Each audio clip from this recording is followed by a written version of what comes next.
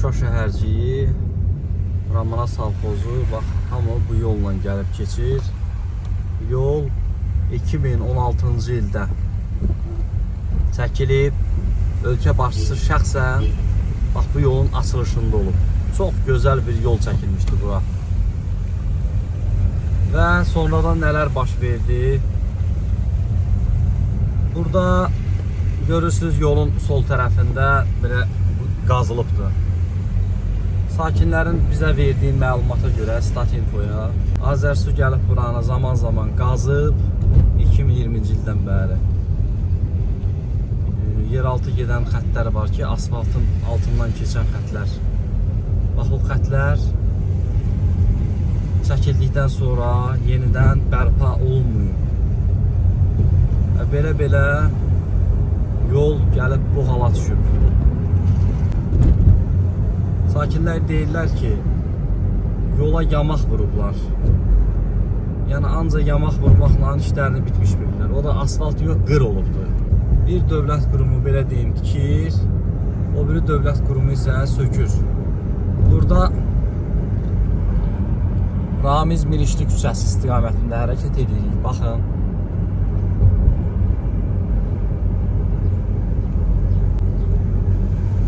Yol nə gündədir? Baxın. Bax, buranı qazıb Azərsu. Nəsə iş görüb, neyniyib? Yol, asfalt yol örtüyü bərbad duruma düşüb. Baxın.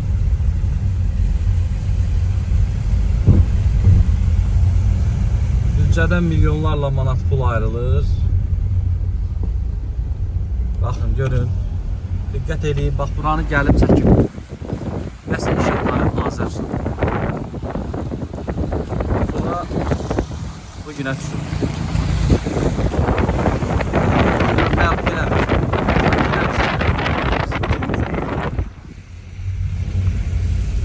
Baxın, görürsünüz.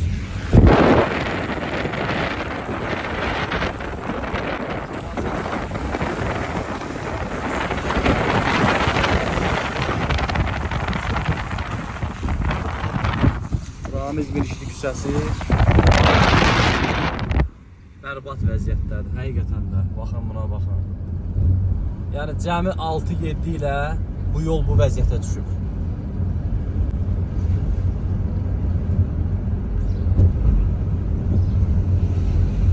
Burada iki qurum rol oynayır. Azəravtoyol, yəni Azərbaycan Avtomobil Yolları Dövlət Agentliyi, bir də Azərsu. Azərbaycan Su Ehtiyatları Dövlət Agentliyi. Yəni iki qurumun fəaliyyətsizliyi deyim. Biri iş görür, o birisi gəlib o işi körlüyür. Sona qədər işini aparmır.